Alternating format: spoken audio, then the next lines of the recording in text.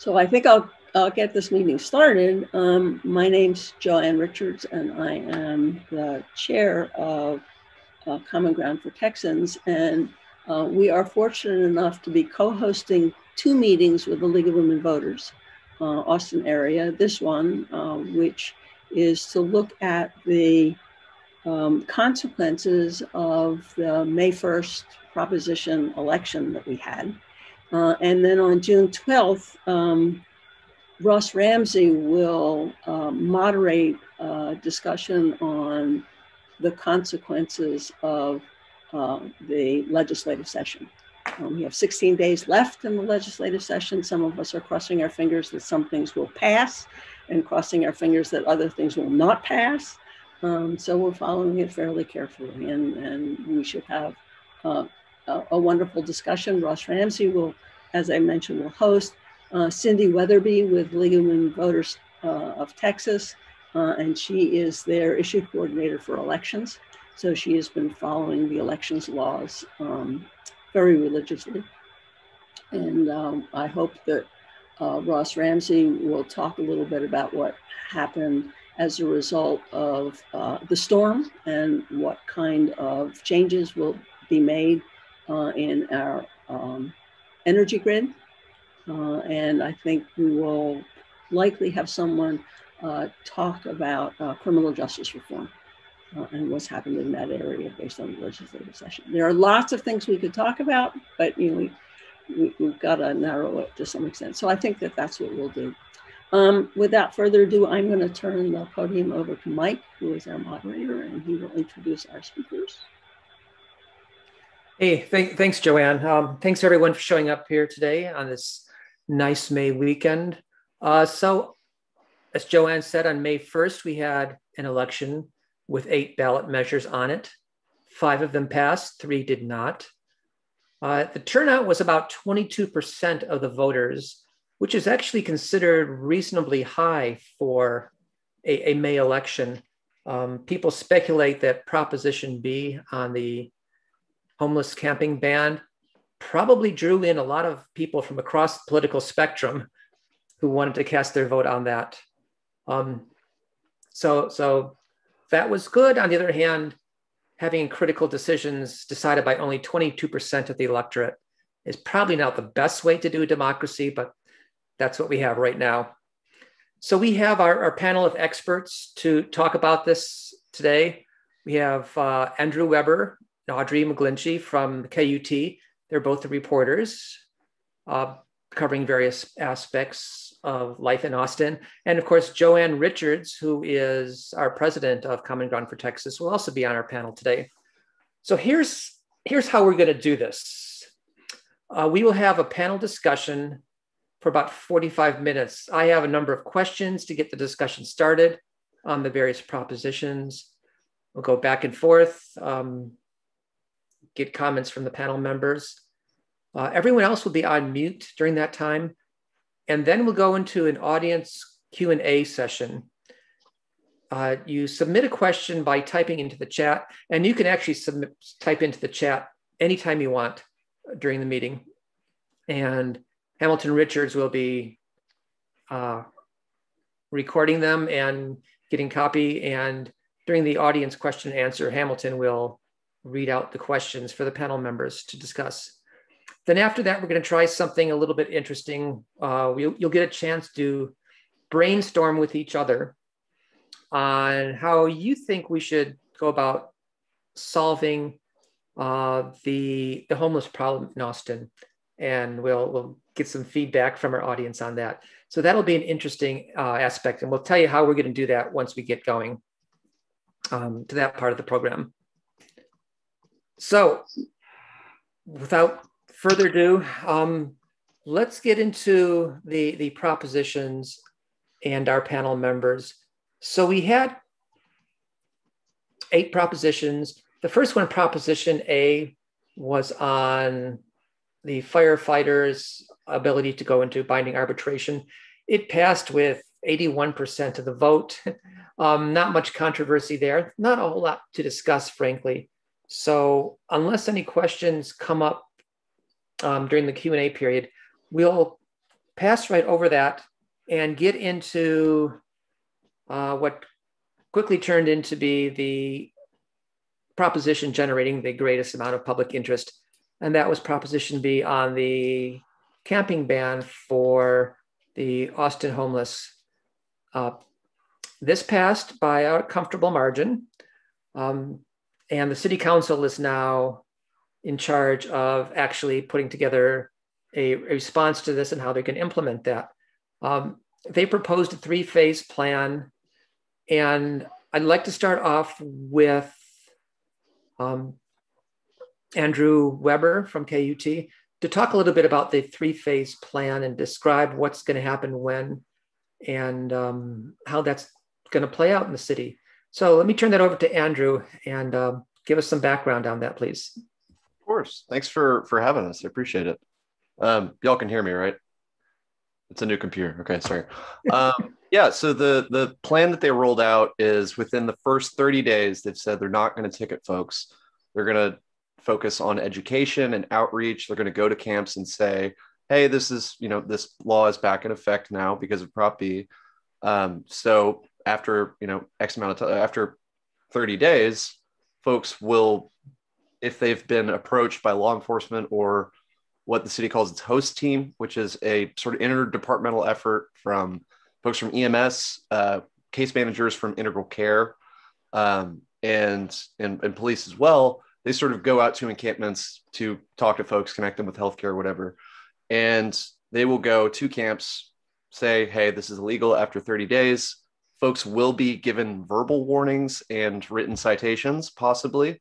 And then after the next 30 days, July 11th, I believe, is the cutoff for that. Folks will be ticketed and arrest warrants can be given out and encampments can be cleared, which is not to say that they can't already do that. I believe Wednesday, the city's public works department started clearing up camps in high flood risk areas because it is May and it always rains in Austin in May.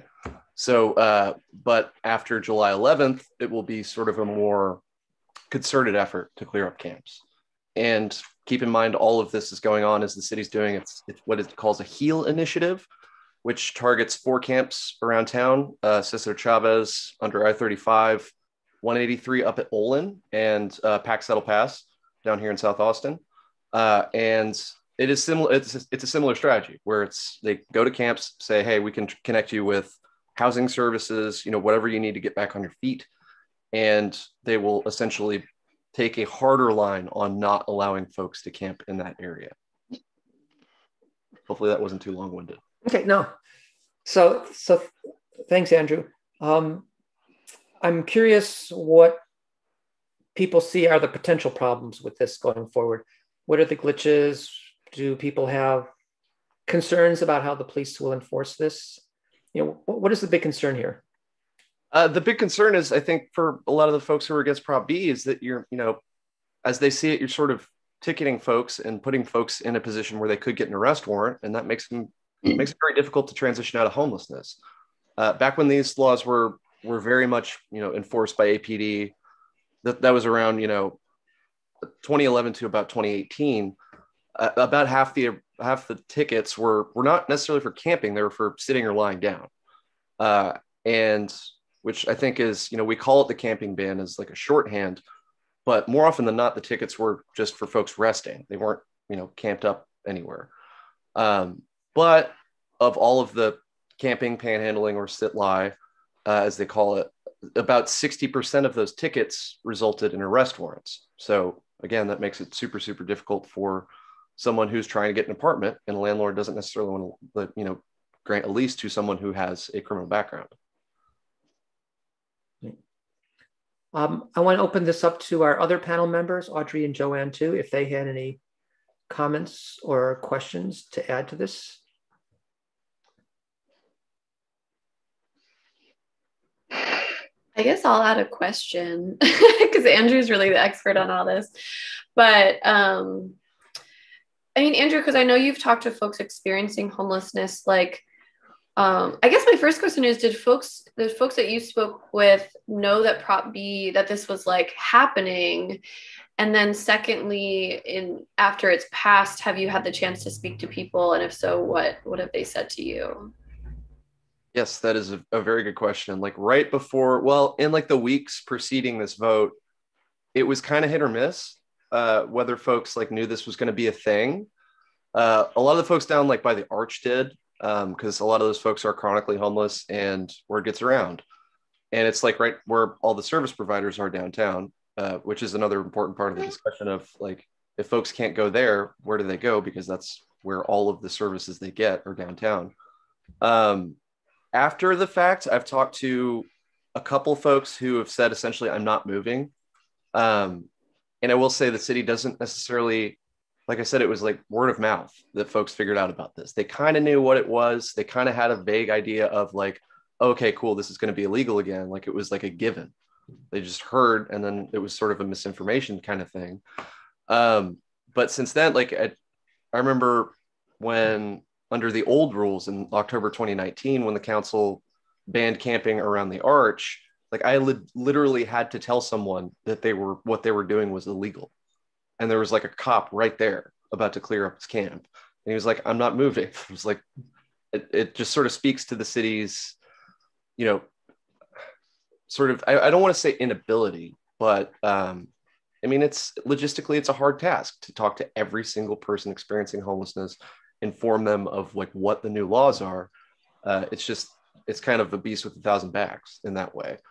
So it's going to be interesting going forward, seeing how this is handled, you know, in these encampments where it's now illegal to camp.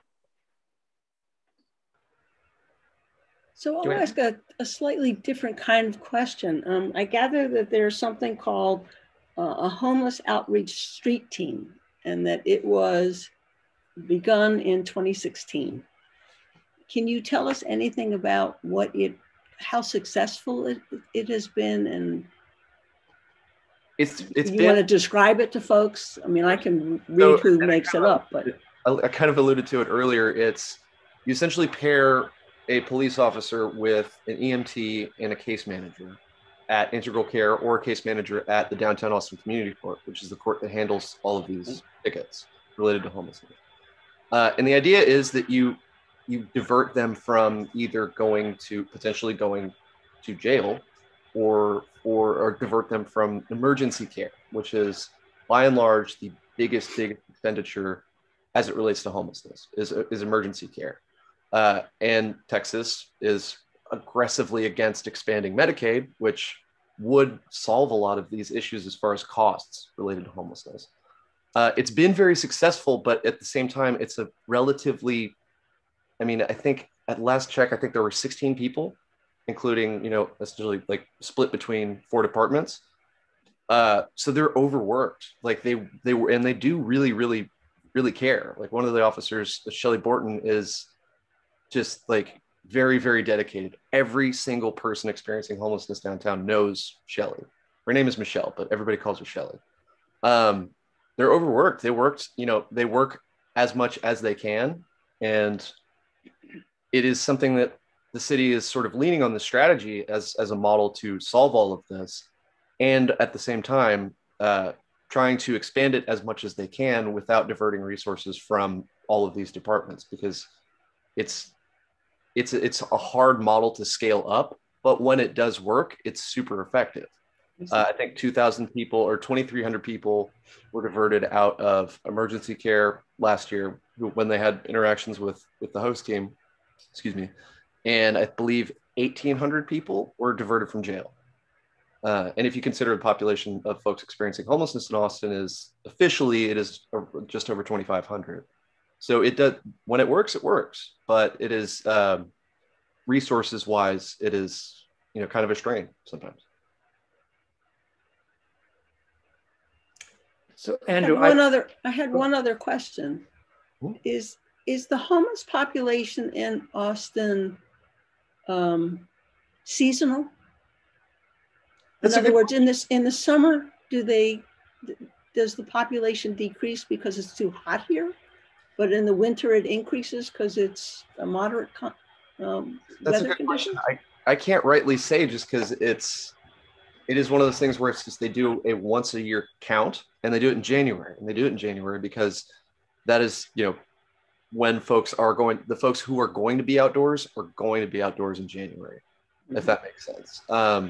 So it's kind of tough to gauge whether there's a seasonality to it, because it's just the point in time count is just one night in January when they count folks. Anecdotally, I feel like it's maybe folks are more visible in the summertime.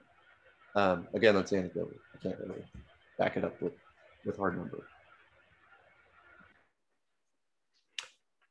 So the Austin City Council is looking at potential areas where they could designate as camping areas for people. And they recently came out with a set of criteria for such areas. And they have to be not in a floodplain. They'd have to have access to water, access to public transportation, and so on. And they wanted to provide security there 24 hours and caseworkers to help directly work with the people. And the initial estimates were that for a campsite of about 100 people, it would cost $1.8 million to provide that, which seems like a lot of money to people. There's also a group of other civic organizations that came up with a homeless summit plan recently on how to provide eventually housing for 3,000 people. And that had a price tag of just over $500 million, which if you work it out is $170,000 per person that they're serving. So people are concerned about the prices, the cost of some of these programs, and whether or not they're really affordable in Austin. And I was wondering if our panel members had a comment on that. As far as the cost of camps, that is something that the city sort of didn't want to do back in 2019 because it was cost prohibitive. And because sort of conventional wisdom, I believe it's the National Alliance to End Homelessness, came to the city, did a study, said, hey, Austin, and it, I will say, kind of always has been just had no shelter space compared to the population of homeless folks. The city's done 6 plans to solve homelessness since 1985, and all of them say the same thing. There isn't enough emergency shelter. So as the city back in 2019 was trying to build an emergency shelter, they floated the idea of, well, what if we did city sanctioned encampments? Ultimately, they didn't do that. And now that Prop B, which was sort of a rejection of that overall strategy, they're looking back into it. And cost is always going to be a thing. And keep in mind, that's just for one camp, the $1.8 million figure. It's just for one camp. And the city wants to do a camp in every single council district. So that adds up, and it is costly. But at this point, there isn't enough emergency shelter. So this is sort of what the city is just trying to do to solve the immediate issue of just getting folks off the street. They've been doing what's called a housing first model, which is very, very cost prohibitive as well, because essentially and Audrey can speak to the affordability of real estate in this town, like you're essentially buying a property for market value. And in Austin, that's very, very hard to do. And then you have to develop that property. So they've taken these other routes of, okay, well, we'll lease this hotel, turn it into temporary housing, and let folks transition out of homelessness. As far as the cost, it is a huge sort of, it's always going to be there. Cost is always going to be an issue as it relates to housing folks, specifically in Austin. It's a very unaffordable city. But Houston has done a good job of pulling down federal money to sort of buff it, or to sort of provide like a buffer. So the city isn't just putting all of this revenue rather, into, sorry, my roommate just walked outside. They've used federal money to sort of offset it. And they've used a lot of philanthropy, like a lot of private dollars, which is something that, like, I was talking with a coworker the other day, like, I grew up in Dallas. Dallas has a huge philanthropic base, as does Houston. Austin does as well, but as it relates to homelessness, it's maybe not as activated, I guess, for lack of a better word, than other cities. And the guy who essentially runs Echo in Houston said, if we didn't have philanthropy, we wouldn't be able to do any of this. And they've decreased their homeless population by 55% in the last 10 years. That's great. I know we said we can do a question and answer period later, but after some quick side chats, we thought it might be good if we have an opportunity to address any audience questions after the discussion of each particular proposition. So I want just quickly check with Ham Richards. Are there any specific questions coming in from the audience already on Proposition B? Yeah, there are two. One from Marilyn Vincent asks, isn't homeless too narrow a term? There are families with children who are a paycheck away from losing their apartment, and also mentally ill or drug addicted homeless, for example. Don't the different issues require different solutions? Very much so. It is an intersectional issue. It covers, like, I'm general assignment, but I mainly cover homelessness. So it's like, it's an interesting beat just because it does cover affordability, covers healthcare, covers criminal justice, obviously civic, like, government and engagement. There is no one size fits all sort of thing, a model to solve it. But I think a lot of advocates would say just getting folks into a place that is safe goes a long way, because from there you can connect them with, if they need treatment for substance use, they can get that. If they need, and this is, I was trying to think about this the other day, an easy way to explain how difficult it is for a lot of people living on the street. Imagine you go to HEB and just pick up a prescription. If you're homeless, that's going to take at least a whole day, pretty much, because you've got to go get on the bus. If you can get bus fare, you have to actually go to pick up your prescription, and then you have to go back home. And I don't know if the last time y'all took Cap Metro, it is efficient, but it's still a thing. And it's something that takes all day. And then if you don't have an ID for any of that, then it makes it even more difficult, because you essentially can't get your prescription unless you can find your case manager, or your case manager can find you. And maybe you don't have a cell phone. So the idea of just that housing first has been bandied about as a term from the city, on the city's end, I should say. And it's something that is a buzzword, but at the same time, philosophically, it's just getting someone to a place where they can be found and where they can be safe. And then from there, you can get substance abuse treatment if you need it. You can get access to medication. You can get employment counseling, whatever you need. And that's a long-winded answer, but that's, I think, works. Audrey, do you want to comment on that one? Sorry, did you say Audrey? Yes.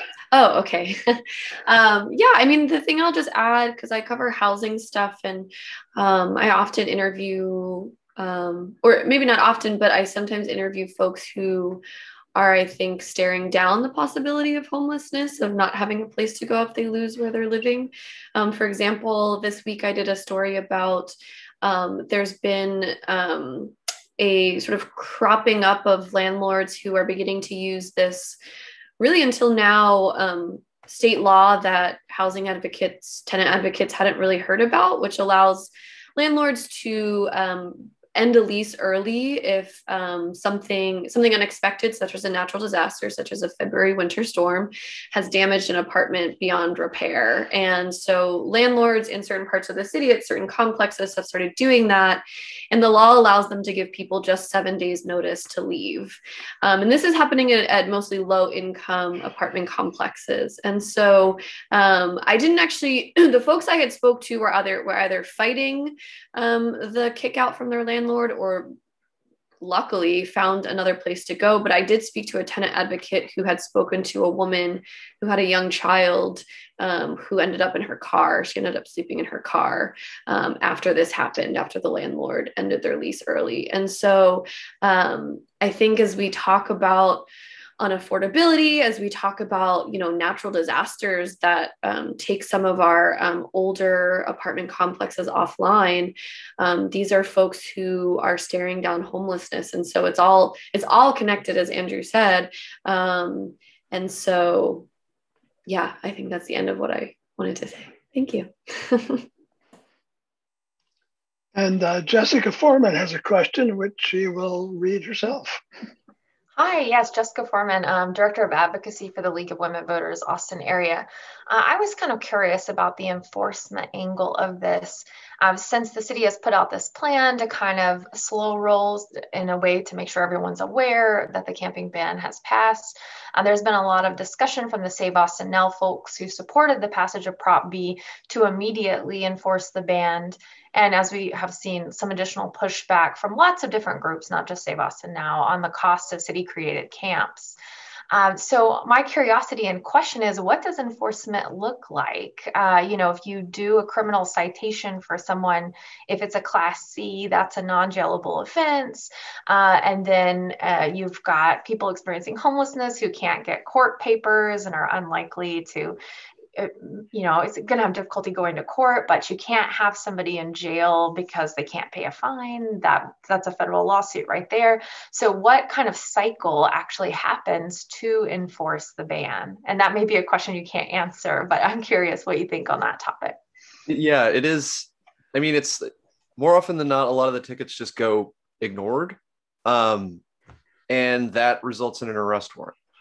I think there were maybe literally three cases of people getting arrested outright for either camping. I believe it was both of those, or three of those were for camping between 2015 and 2018. So it's not something that APD is necessarily going to, throw someone in jail for, but it does go through the Downtown Austin Community Court, which is a diversion court that was essentially propped up to handle these cases back in, I believe it was 96. Those people, there haven't been a lot of city offices that have been open. They're I think maybe the one office that has not done remote work. They've been open this entire pandemic. And these tickets aren't necessarily going out. It's just because that court it's a diversion court. So they handle case management for trying to get folks into housing. They bear a lot of the brunt of this. And the folks at that court are folks I've talked to on background and off the record, have essentially said, okay, when we were doing this at peak enforcement in 2015, there were 15,000, almost 16,000 cases related to these tickets, and they didn't go paid. And the judge at that court doesn't want to throw people in jail or give bench warrants, but more often than not, I think it was 61% of the time, they did result in warrants.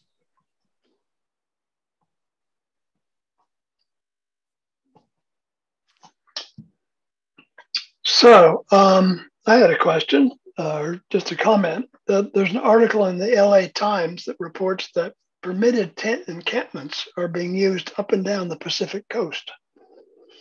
Have you heard about those? What was that? Permitted tent encampments are being used in cities up and down the Pacific coast, according to the LA Times.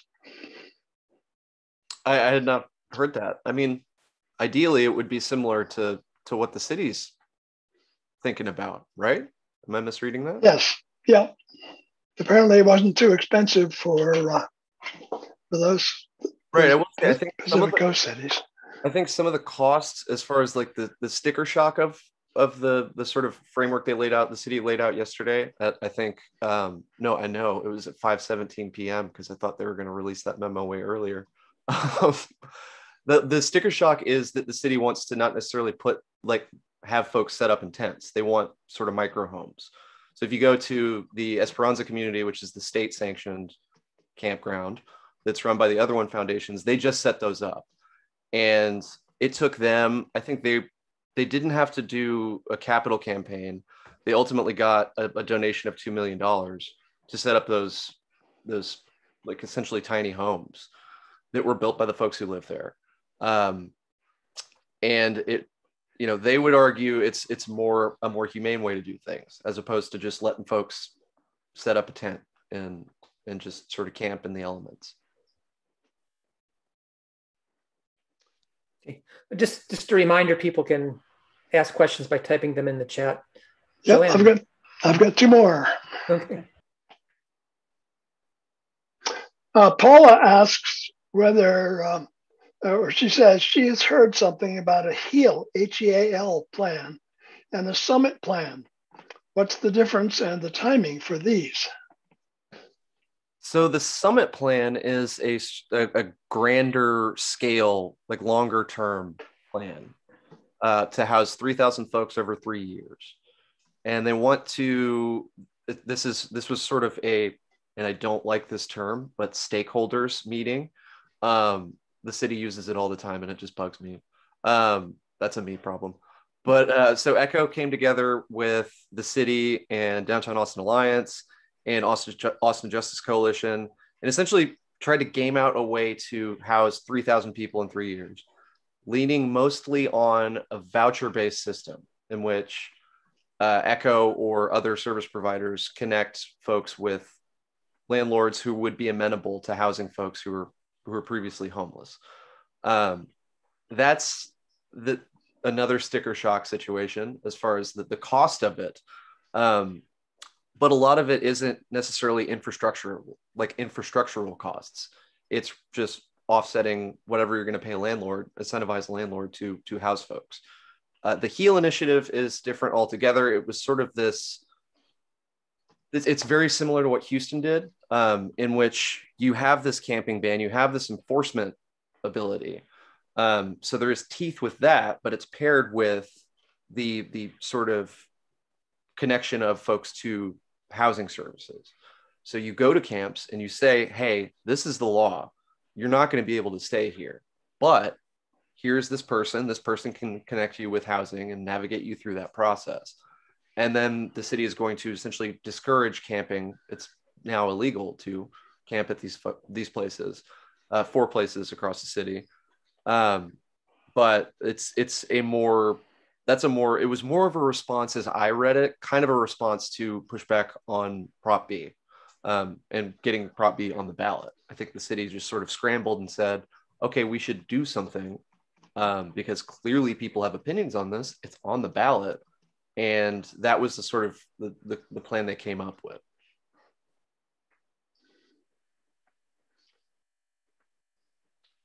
Joe McCart asks whether Andrew will again identify the year the city initiated its efforts addressing homelessness. Was it 1985 or 1995? And she also wants to know about the level of philanthropy provided by the IT industry and global mega housing corporations since 2005. I have no idea on the second one. I'm not going to pretend I do. The first question, I believe these ordinances went into effect in 1996, but there had been previous iterations of them prior to that. I think I said 85 earlier because I may have the plan around here somewhere. It was a 1985 plan a comprehensive plan to end homelessness, I think is what I mentioned earlier. Maybe that's where they got confused. Okay, that's all the questions I have at the moment. So I had one more question. Are there any recommendations of how, if people want to get involved in helping the homeless population, of what they can do? That is a very good question. This was maybe 2 years ago at this point. Yeah, it was right after the city sort of softened these rules that became what they became. I had a friend reach out and be like, hey, how can I help homeless folks? And I went through like a listserv of like, hey, y'all, how does someone who's not, aggressively engaged in this sort of work help folks? And they couldn't really find like a good answer other than like, please give us money, which it kind of speaks to a state funding issue, which is a thing, as far as like the proportionality of state funding that goes to, if you think about it, like Caritas or ECHO or Trinity Center, the folks who are doing really, really, really good work, they're very, very underpaid and overworked. So I think that, not to speak for homeless service providers, but I think they would say that, like, we need money, like, because if it is just a simple donation, they don't necessarily, like, they don't have to repurpose that. if you give them, you know, a bunch of socks, it's like, well, we don't need socks, we need blankets. Like money is more of like a universal, you know, way that they can just take that resource and apply it to whatever they need to. I will say there are a lot of churches that do a lot of really, really good work. First United Methodist Church downtown, they have breakfasts on Tuesdays and Thursdays. Those folks are amazing people, and they run on a very, very, I mean, since the pandemic, their volunteer base has dwindled greatly, and they're trying to build that back up.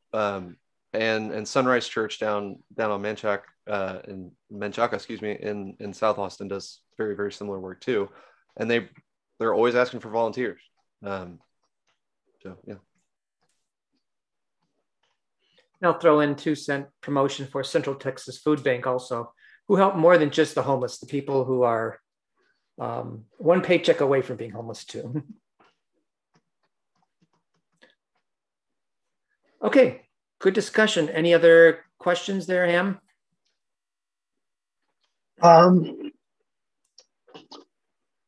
If somebody wants to ask a question, but they don't want to put it in the chat, so I think we'll just go on. Okay, so we will have chance for everyone to weigh in on this later when we do some group brainstorming on this. So keep your thoughts in mind, and we'll go forward with that.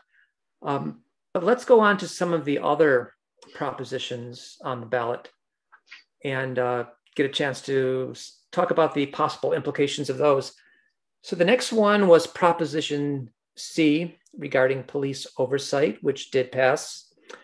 And I was hoping Audrey could explain in some detail what exactly that meant, and any thoughts on whether this was part of reimaging policing in Austin and police reforming.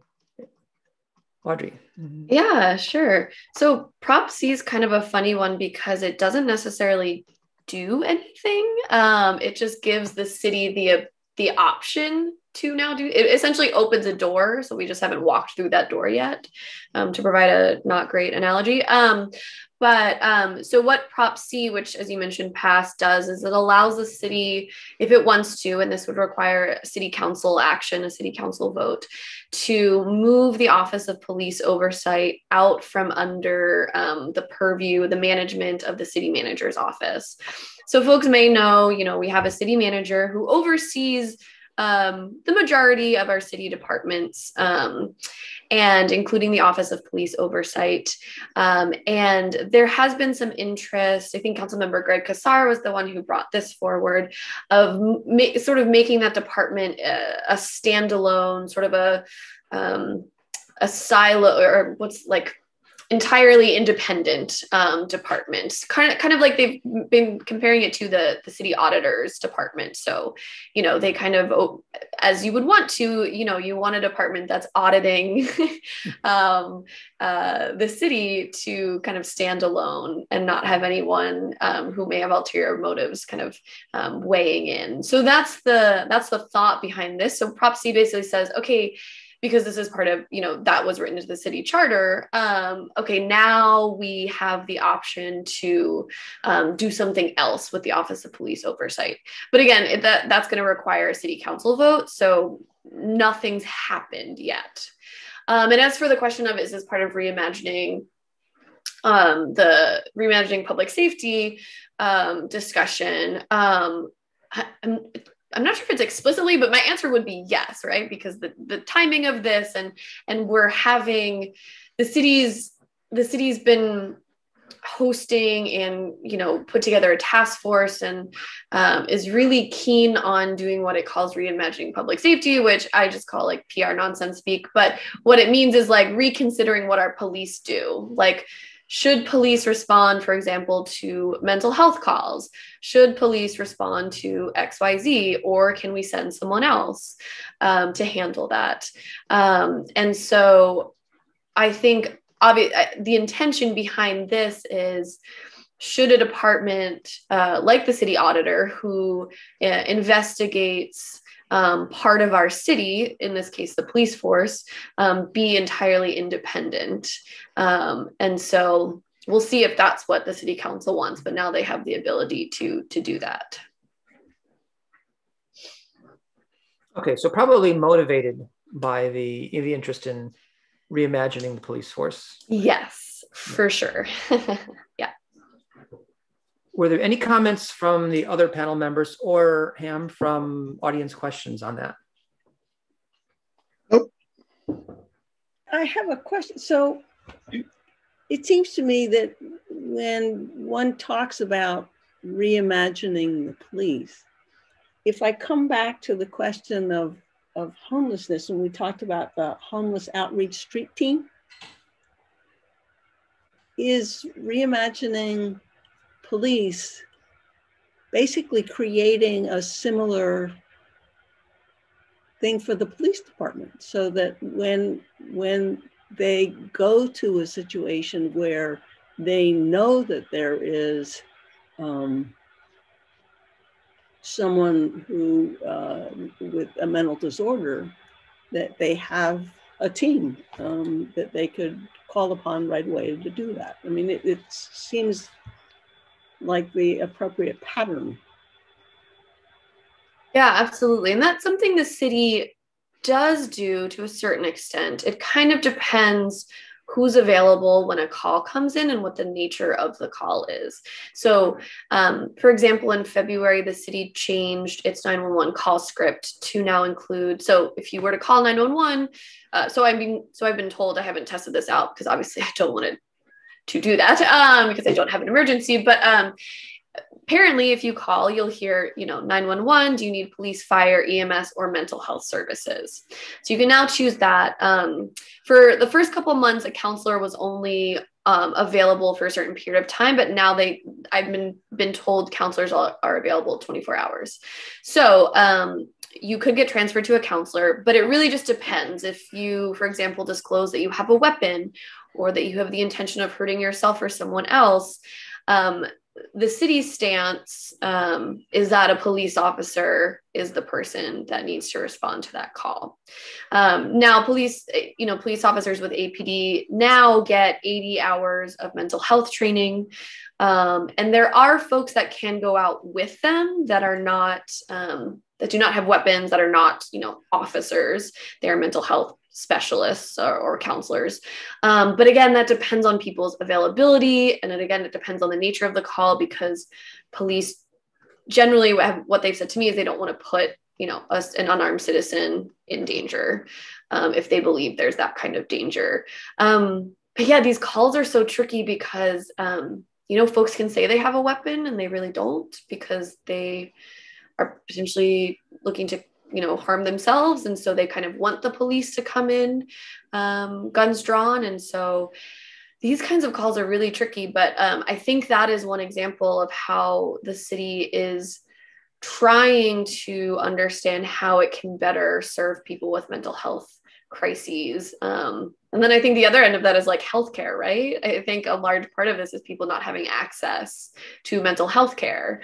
And so that's sort of the other side of that coin. Yeah. I believe Texas is 48th in mental health care spending. Yeah, it's not great. Yeah. And if we think about the number of people who don't even have access to,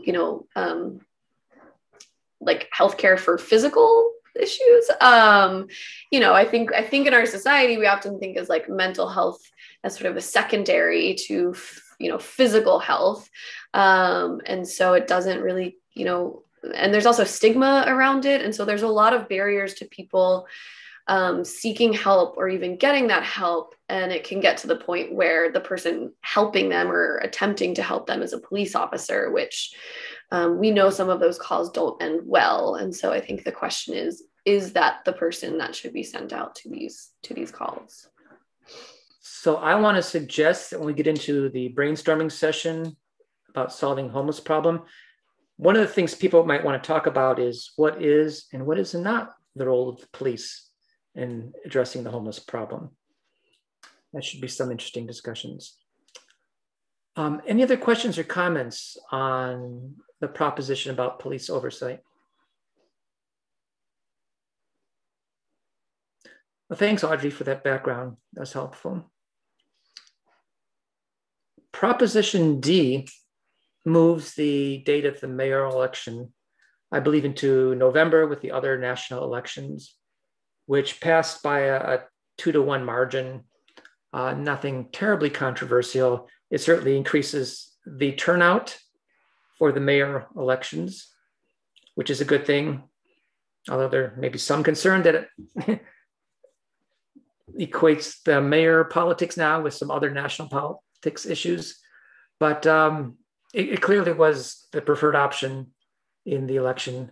So unless someone has a specific question about that, they put in the chat or comments, we'll go on to Proposition E, which allowed for ranked choice of voting to reduce the need for runoffs in the city. And I know a number of people in Common Ground for Texas have been strong advocates for that.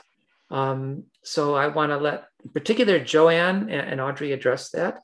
But Joanne, why don't you give us some background about what was actually passed and the implications of it? Why don't I let Audrey do that, and then I can talk about what's happening at the state.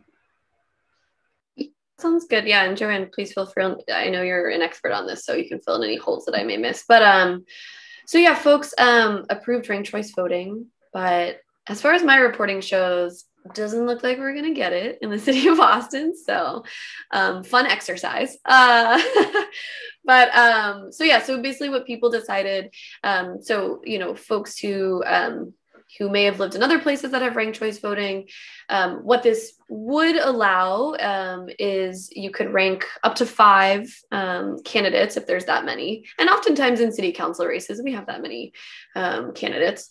So it's kind of the typical 1 through 5, 1 being your first choice, rather than having to choose one person. And the idea, and there's kind of this like funky math that happens, but they would kind of whittle down and kind of come to one winning candidate, which would do away with the need for runoff elections, which can be expensive here. The last, I reached out to the city clerk's office on this, and the last runoff election we had, which was December of 2020 for 2 city council races, cost the city $160,000. And then you have the fact that people don't turn out to these runoffs. And so oftentimes we have a very small number of people deciding, for example, who's going to represent the people of District 6, for example, which was one of the runoff elections. And so I think the interest here was twofold. The interest was, again, to get rid of runoff elections, which, again, can be expensive and low voter turnout. But also, when I talked to the folks who brought this forward, Austinites for Progressive Reform, which were responsible for 5 of the propositions on the ballot, they say, it allows people more flexibility. It allows you to, I will say it also forces you to educate yourself on the candidates, which I'm not sure people would have the time or take the time to do. Oftentimes when I interview people, especially when there's, a presidential election going on or a state election going on, folks don't really know who's running for city council, unfortunately, in my opinion. And they kind of go with whatever name they saw on some signs somewhere. So it would require people to be more educated, right? You kind of have to know a little bit something about all the candidates to decide, who's your second and third choice. But the hope was that this would allow people to sort of express their preferences rather than feeling forced to just kind of go with one person. But it's likely not going to happen, as I mentioned, and Joanne can probably talk about this a little more, but basically, as far as I understand it, unless the state were to pass any of a couple bills that are up, and Joanne can kind of talk about how far they've gotten, because I am not aware of that. It's not... There have been a couple, the Attorney General, who was Governor Abbott at the time, and then Secretary of State, who've kind of opined. They've had opinions on this, which are not legally binding, but they've said that the law, as they read it, does not allow for ranked choice voting. The city of Austin has the same opinion, and so the city of Austin has said, unless the state passes a bill, we're not gonna run our elections this way. And that kind of has to do with the definition of majority that's written in the law. These folks who I said who have issued opinions have read majority as meaning like, I'm trying to explain this a little tricky, but like you cast one vote and that person who gets all those votes is that majority vote. And it doesn't, what they argue is it doesn't have room for preferential voting. Joanne can kind of talk more about those bills. But yeah, we're not going to have that in Austin anytime soon. I wish. So there is a group that's called Ranked Choice Voting for Texas. And we have been, and Common Ground for Texans is part of it. And somehow I got roped into being the vice president of that group. So we've been following these bills fairly steadily. There have been 3 bills that have been filed. One of them was filed 2 years ago and was refiled this year, and then there are 2 new bills. So the way we're describing them is that there's one local municipal bill that would permit ranked choice voting in nonpartisan local elections, whether it be county or city or city council or school board elections. It has not moved, and Friday I think was the last day for the House to approve a bill out of committee to move forward. There's a second bill that is, and that one was filed by Vicki Goodwin, Representative Goodwin. There's another bill that was filed by Representative Meza, and she's from the Dallas-Fort Worth area.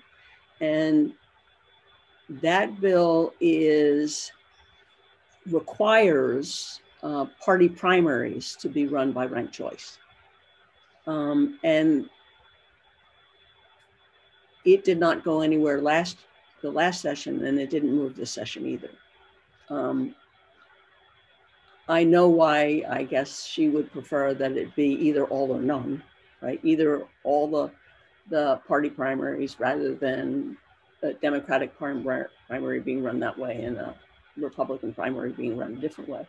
It's interesting that my understanding is that both the Republicans in Texas and the Democrats in Texas use ranked choice voting within their conventions, but they don't want to do it outside of their conventions, which is interesting. The third bill is a new bill. It's House Bill 740. It was filed by Representative Fierro, and it's to get the nose under the tent. So this is a bill for military and overseas voters. And what it does is allow for these folks to be able to receive 2 ballots, one traditional ballot, one ranked choice voting ballot. They vote both ballots and they send them in at the same time. Remember, they're overseas voters, so it takes a while for ballots to get to them and then to be returned. So the regular ballot is open first. If there is no runoff, nothing happens. The second ballot gets thrown out. If there is a runoff election, then their second ballot gets opened up and they look to see who is left on that ballot and what was the first person on their list. So they don't have to send in another vote. That has now passed the House floor, and it is on its way to the Senate side.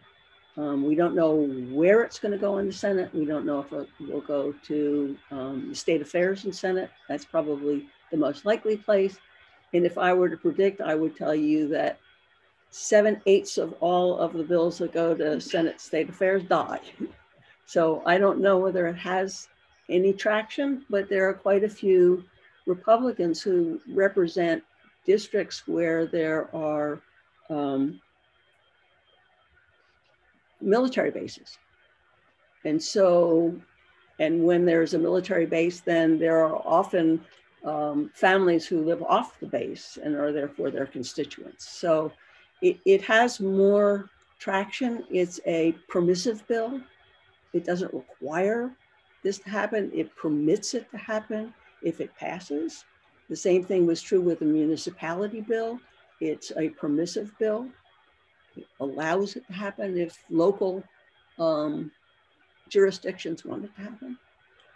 So we're moving right along, making the assumption that nothing passes this year.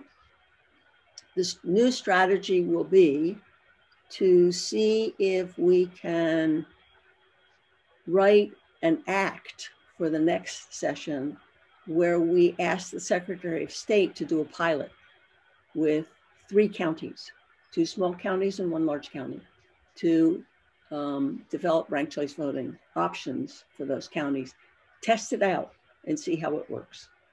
And if it works out well, then we can expand it beyond that. So that's where we're headed. Thanks, Joanne. Today's lesson, politics can be a long and frustrating game. Ham, were there any questions that came in on that? Not on that topic, no. Okay. For the sake of time, let's go quickly over the next 2 propositions. Proposition F for the strong mayor went down in flames. 86% voted against it. A lot of groups came out against it. I'm not sure what else there is to be said about that.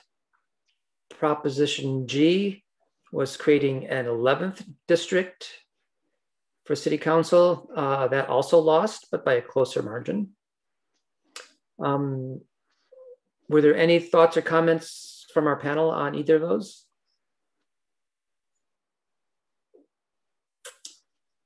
Hearing none, let's go to the last one, which was Proposition H on democracy dollars, which is something a lot of people have been advocating for a long time, giving people vouchers to spend on the candidate of their choice for election cost. A lot of other progressive cities within the nation have adopted that.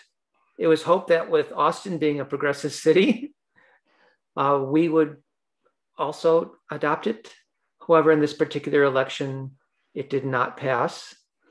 And I'm wondering if our panel members have any thoughts on why it did not pass in the progressive city of Austin. To be frank, I'm not entirely sure.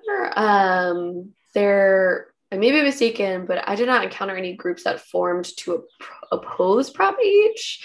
So it's frankly hard to say why. It could have been the potential cost. The city cited that this would cost, pulling this out of my brain, so it's going to be a little rough, roughly $2 million a year to implement this. Advocates said it would cost about half that. So there's, and obviously, the money, the voucher money doesn't get spent unless you turn in the voucher. So the city's estimate might have been on, presuming that a large number of people turned in their vouchers. And then I wonder, and I don't entirely know why this didn't fail, but when you look at, for example, Seattle has a Democracy Dollars program. And they've had 2, so it's been used in 2 local elections so far, 2017 and 2019. When you look at, and they hired a third party, essentially like consulting firm to audit like how this worked. And when you look at the numbers from that, it is kind of interesting. So in the first time they used it, 2017, 4% of people who received a voucher used it, which feels like a low number on its face. They get you could argue, well, those are 4% of people who otherwise wouldn't have contributed to a campaign. The second year, 2019, 8% of people, so it doubled. And so the question was about education. Did people know that, this was a thing? They know how to use them. But the also interesting data point from those audits that I found was that, so the hope behind democracy dollars, as folks may know, is that people who otherwise wouldn't be able to afford to contribute to a campaign could afford to do so. They would receive two $25 vouchers, depending on, that's presuming that both the mayor, there's both a mayoral election and a city council election where you live. And also the idea is that candidates who otherwise couldn't afford to run could now run because they'd be getting this money. And so that's the hope, is that, this would mean that folks who are lower income, people of color, would have more of an opportunity to participate in our local elections, whether that means running for an office or contributing to a candidate that they like. And so that's the hope. When you look at Seattle numbers, though, you don't entirely see that playing out. So one of the audits found that the majority of the vouchers that were turned in came from the whitest, wealthiest parts of Seattle. And again, this could be an issue of education. This could be an issue of folks didn't know how to use them. There wasn't enough outreach. I'm not sure the auditors make any sort of conclusions out of this. But so it's interesting to look at those numbers and see that. So I don't know if folks kind of looked at how this worked in other cities and felt like it wasn't worth the price tag. It was a little surprising to me. That one kind of seemed like it had a ton of support, at least from organized groups, but that did not pass. Yeah. So 2 years ago, there was a charter commission set up, and one of the recommendations of that charter commission was democracy dollars as well. And that was spearheaded, I guess, by Fred Lewis. And it was actually a stronger proposition than the one that came out of Austin's for Progressive Reform. So it's a little, I don't think that the education the outreach was really robust enough to explain to people why democracy dollars would be a good idea, and the fact that we have a fair campaign contract now that is not enforced well and not used as it was intended. And so it would have been a better replacement for what we currently have. And one of those reasons is that with democracy dollar vouchers, you get to decide where your tax money goes to support a particular candidate. The way the current fair campaign contract works, you don't say where your money goes. It depends on who is in a runoff election, whether they are eligible for that money. It's still taxpayer money. So, I think the fact that people don't know that we already have campaign contributions, publicly funded campaign contributions, and how badly it works at this point, that anything is almost better. I mean, it was started in the 90s, and it was the best that they could do in the 90s. I think it was 1995, and it hasn't been changed since then. And I think that was the impetus to decide to do things differently.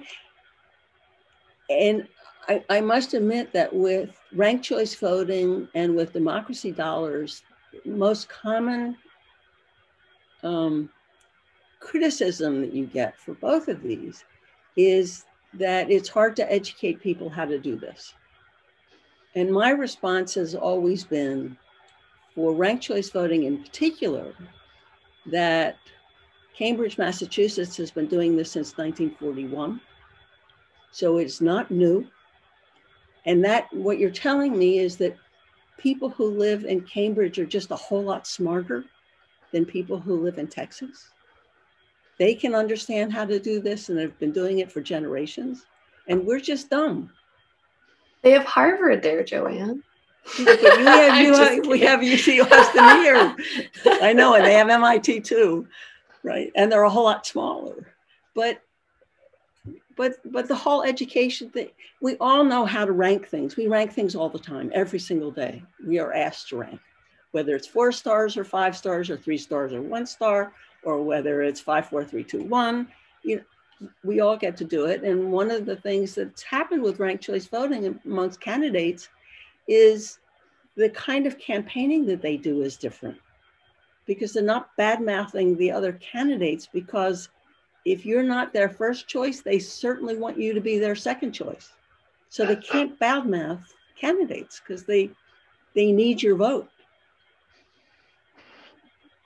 So that's another positive. And then there's no spoiler election, right? You don't have to decide, well, there are 3 people on the ballot, and, if I play this game, if I vote for this person, then that person is more likely to win because this is a protest vote. You don't have to do all those ramifications. I dare say they'll probably figure out a way to bastardize that system like they have every other system, but it still, on the face of it, seems to be much more democratic. And I just wanted to add that I misspoke earlier. I know there was one group that did oppose Prop H. I think, as you mentioned, Joanne, on the way it was kind of that it was kind of proposed, that it was set up. And these folks, I believe, I have to go back to my email, during election season, you get a million press releases of these people feel this way. So that may be a little mishmashed in my brain, but I think it was local union reps. I also am thinking about hotel industry. Anyway, these folks were worried about, I don't want to get too in the weeds, but right now we have, as Joanne mentioned, entirely voluntary, but a fair, what is it called? Fair campaign ordinance. Mm-hmm. It's some mixture of those words, which basically says if you're a local candidate, if you're running for city council, you can agree to only accepting a certain amount of campaign money and only spending a certain amount. And if you agree to these terms, then if you make it to a runoff, the city will give you, I forget how much, tens of thousands of dollars to help you, continue your campaign for that runoff election.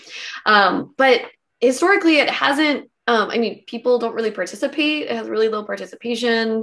Most candidates don't see the benefit of agreeing to these limits. And the democracy dollars would have replaced. It would have essentially been another voluntary campaign finance program, but it would have replaced this program. And so some folks were concerned about the fact that it was replacing what they saw as a good program, but again, a program that arguably was not incentivizing really anyone to participate in. So there was that opposition. I had forgotten about that. Yeah. Well, thanks. In just a few more minutes, we want to get to the brainstorming exercise, let people get to their ideas on the homeless issues. But before we do that, Ham, were there any other, we got time for 1 or 2 questions from the audience? We don't have any questions about ranked choice voting or democracy dollars. Okay, well, good. With that, let's give our panel members a bit of a rest here. And I'd like to turn this over to Jessica, who's going to tell us about how we're going to run this brainstorming exercise. Yeah, Jessica. Absolutely. So before we get started, we just want to talk about a few ground rules that we would like everyone to follow in the breakout rooms. If you've never participated in a Zoom breakout room, we are virtually going to be sorted into different rooms with groups of about 6 or 7 people to be able to discuss for a 15-minute period. And we just wanted to lay out some rules of engagement before we get virtually sorted into our rooms. So first off, just best practices when speaking in a group. Make sure to speak one at a time, and you don't have to be an expert in these issues to participate. We want to hear all voices.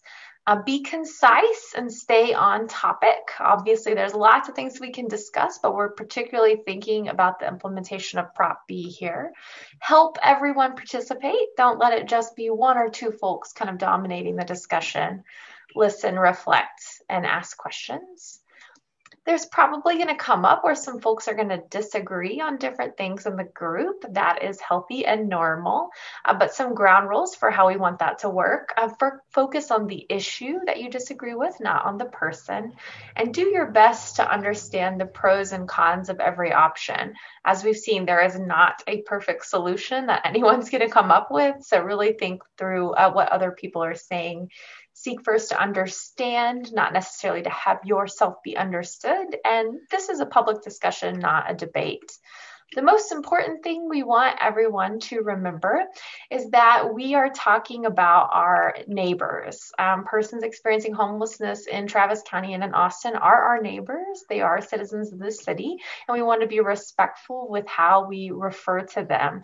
So please keep that in mind as we kind of talk about policy that's going to majorly impact their life.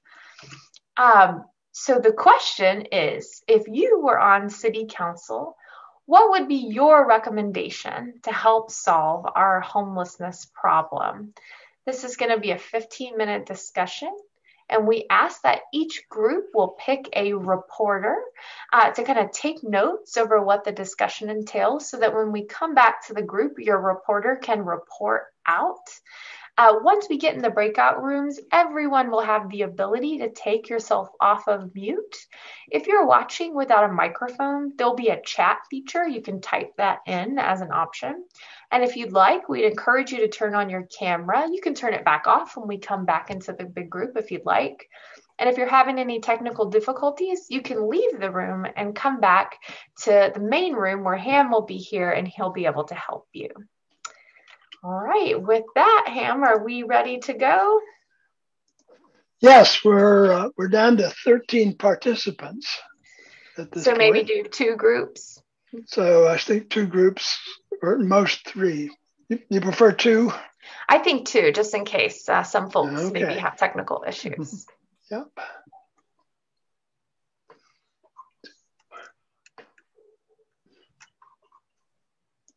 Okay, here we go.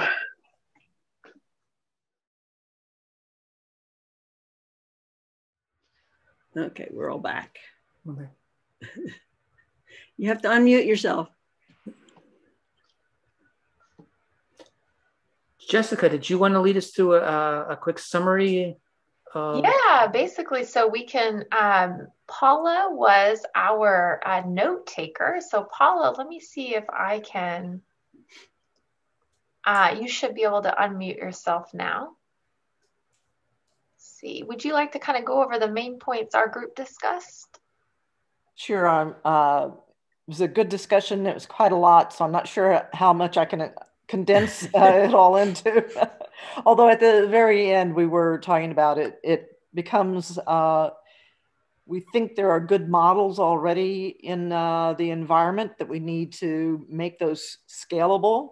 And that requires resources and priorities on those resources and ways to make our community more like a building the beloved community where we look at everybody as part of the citizenry of our town and part of the neighborhood that we're all in to get past some of the stigma that is so easily applied to people without shelter. I guess that would be my quick version. Yeah, definitely. And that was our overall theme, and some specifics that we kind of discussed were putting the resources in the right places and all the complexity of the different groups that have to work together on that. And the way we are a bit, way this makes it more difficult in that some of the models from other cities have states that back them up with more funding than Texas, which makes it more complex.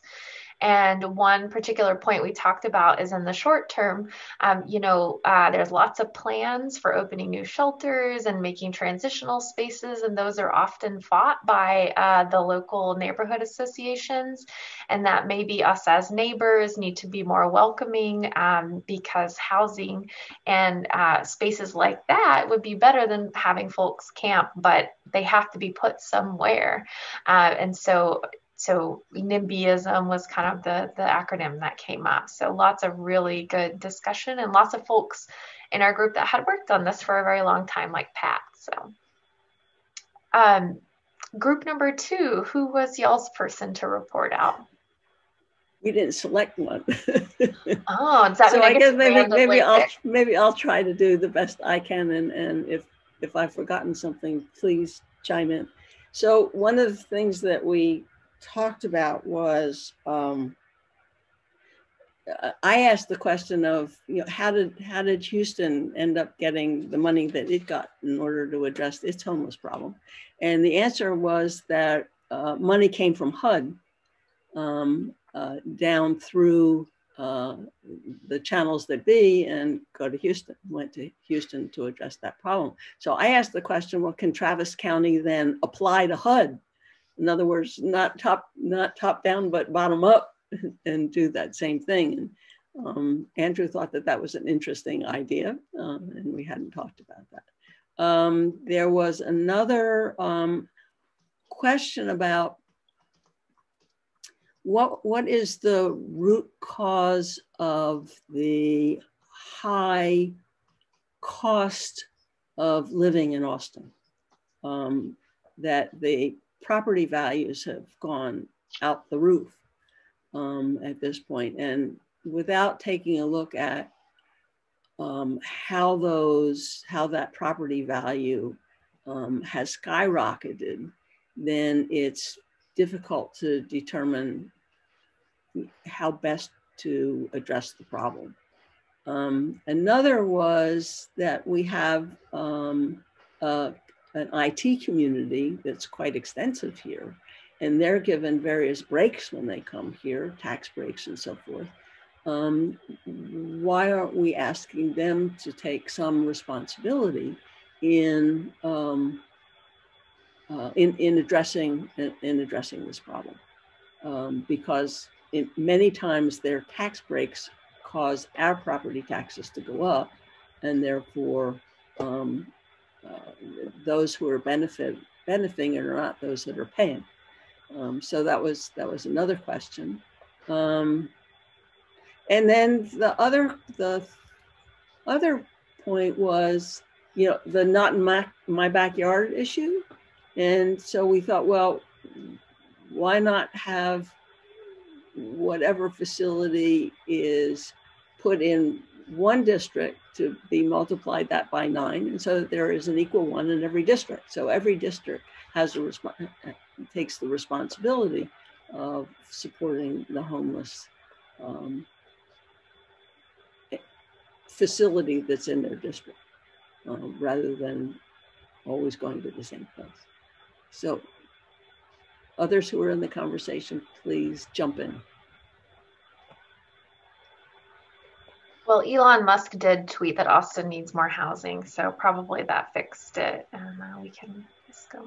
And we also talked about the fact, and I can attest to this because I'm trying to have some cabinets remade, and you can't find lumber anymore. So there is no lumber to be had, or the lumber that there is to be had is now outrageously expensive. So for those of us who haven't spent any money for the past 18 months, we might have accrued some in order to be able to pay for this increase in price of lumber, but that's not going to be true for a lot of folks. Anybody else, even if you weren't a reporter, wanna pop in? You can raise your hand, even flag me down, and I can unmute you. All right, Jay McCart, You have to unmute. You should be able to unmute yourself now. Try it one more time. Try it now. Try to go to unmute. There you go. First, I'd like to say, Joanne, fabulous summary. You took all those notes from everyone's comments. I try. That's all I wanted to say, but I didn't know why I couldn't unmute. But thank you. I just wanted to say you summarized it beautifully, the discussion, all the points.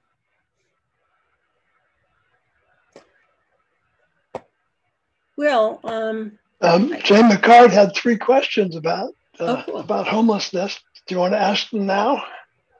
Yeah, since I'm on, I appreciate this opportunity. Let me see where my questions are now. They're in the chat. I have them. I have them right here if you like. Yes, you do. You want to read them? Thanks. Sure. Thanks, Hamilton. The first one is, what is the core cause that seeded Austin's homeless crisis? And we've discussed that. I don't know if we've addressed it or answered it, and I don't know that we can, but I think we've discussed it. So, I did. I would also bring this up in our breakout room, but public housing is pretty much not a federally funded thing. No. However, when we get HUD dollars that are targeted specifically to homeowners, to partnership as a loan with the city through federal dollars to rehabilitate and to remediate lead, then that is a responsibility of the city in reporting where the allocations went. And there's not been a federal audit on that. And that happened in '95. And we're about to receive more federal dollars into the city. And yet there's been no answers to the federal dollars that went, which caused, by the way, a number of homeowners, generational homeowners in East Austin to lose their homes because of their partnership with the city and the rules that the city put on that. And the city required that they hire the contractor. And many homes were destroyed or made unlivable by that contractor who repeatedly over years through the city and the county commissioner's court received funds. And the city actually allocated dollars against a homeowner. And Houston did this also back in that period in the 90s until the homeowner died. But generational homes, it started with the East Central Austin communities, generational homes. Many of them lost their homes due to the contract they had with the city, and the city formed an organization that held the decisions on those homes, and they were comprised of city council members. Well, that was one of the structures that were used, and I don't do quantitative research, I do qualitative research. So the data on that I won't have, but it's documented in different we have additional of the 2 questions. Oh, pardon? The other 2 questions. Other questions. Hamilton? Well, that was the second one. And the third one is, has there been an outside audit of the city's allocation of multiple housing bonds? Did I get that one right, Jay? That's close enough. Thank you, Hamilton. I know you'll find me funny, and it's okay. I don't mind being laughed at. I am a PhD, so I think I'm qualified to ask these questions. But it's I not. don't hear anyone laughing. No, but I'm seeing the grimaces and the grins. But it's not a funny issue. These are people who are homeless, and they're homeless primarily for a reason, if not actions of the city and the county. But let's see if our panelists have an answer. For over 25 years. Sorry. Or Jessica, for that matter. I hope so. I hope so. I don't think there's been an outside audit. I think, I mean, there could have been a small one, but that was a big issue about not particularly to the housing bond, but overall an election a few times ago because folks were wanting an outside audit done of, I think that was more the city budget and that failed. And it's mostly the internal auditing department, which is a bit,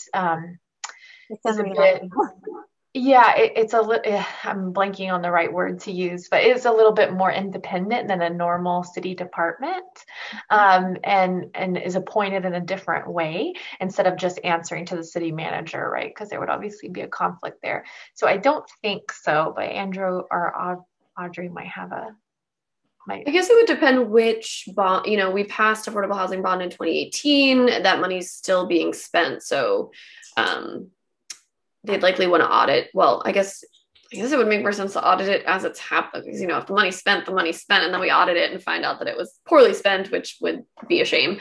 So I guess it depends on which bonds you're referring to, because at least the 2018 is still very much being spent. So yeah, that probably is not a satisfactory answer, but. Oh, but thank you. I appreciate it. And the one that I was specifically referring to was, and that's why I asked Andrew earlier to clarify the years that in his research had indicated when the city initiated its first effort to address.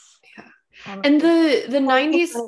Pardon? Yeah. Oh, sorry. And are you referring to urban renewal? Is that when you talk about the 90s HUD? I think that's what you're referring to. Yeah. What I researched was specifically HUD dollars that were rehabilitative loans in partnership with homeowners in Austin, and specifically in the East Central Austin communities. They were generational communities. And then the peninsula, which is extra-jurisdictional territory to the city, which may by now be incorporated into the city, but that was also targeted as land grabs.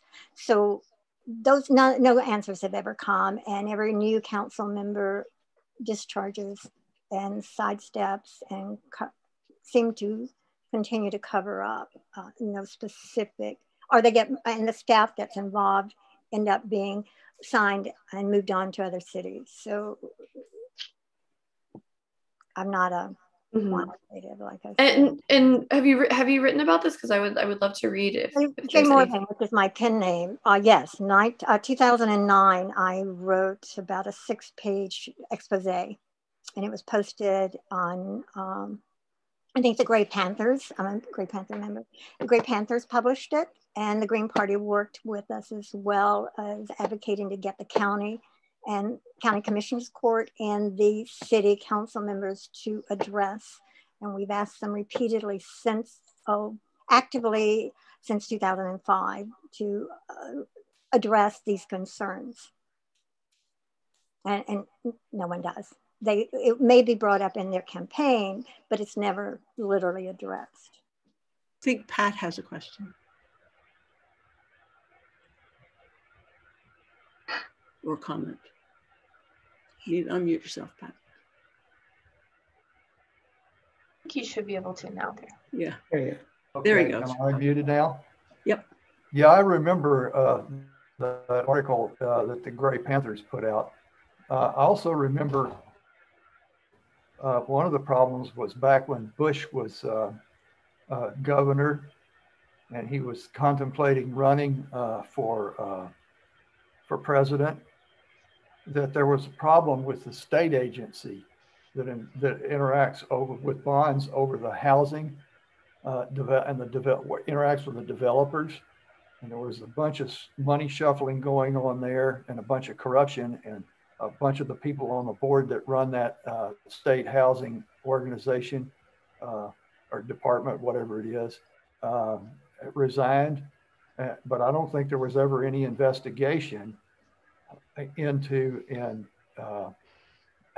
legal actions about whatever the corruption was or the misspending of that bond money that the state was responsible for in terms of their interaction with the developers.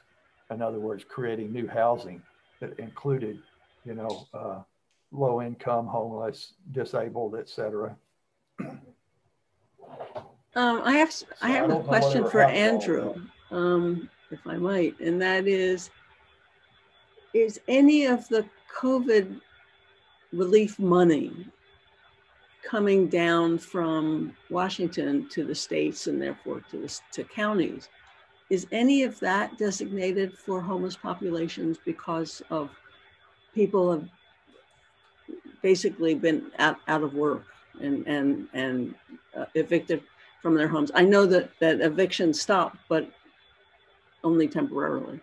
Right. There, some of it's not like expressly for relief as it relates to homelessness, but the city and the county have repurposed some relief money for the hotels that, like, essentially the operating costs of the hotels that the city is buying to house folks on a transitional basis. Some of that money has been used. Some FEMA money for the Candlewood, I believe, up north in District 6. Yeah, there's it, and then like the city and the county are also both trying to use all of the, like not all of, but like a large like portion of the American Recovery Plan money to address homelessness. Okay. That's And what I was asking. the way that like when we were in our breakout room, like how Houston kind of did it when they got this big pot of federal money that said, hey, we have all this money, can y'all match it?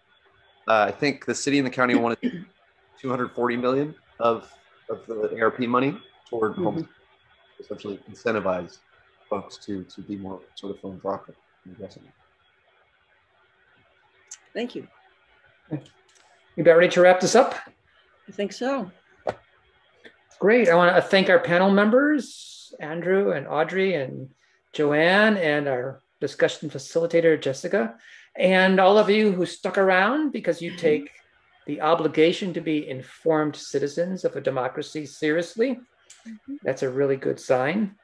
And we want to remind everyone of the meeting next month, which will be together with the League of Women Voters to discuss the aftermath of the state congressional session, which should be really interesting.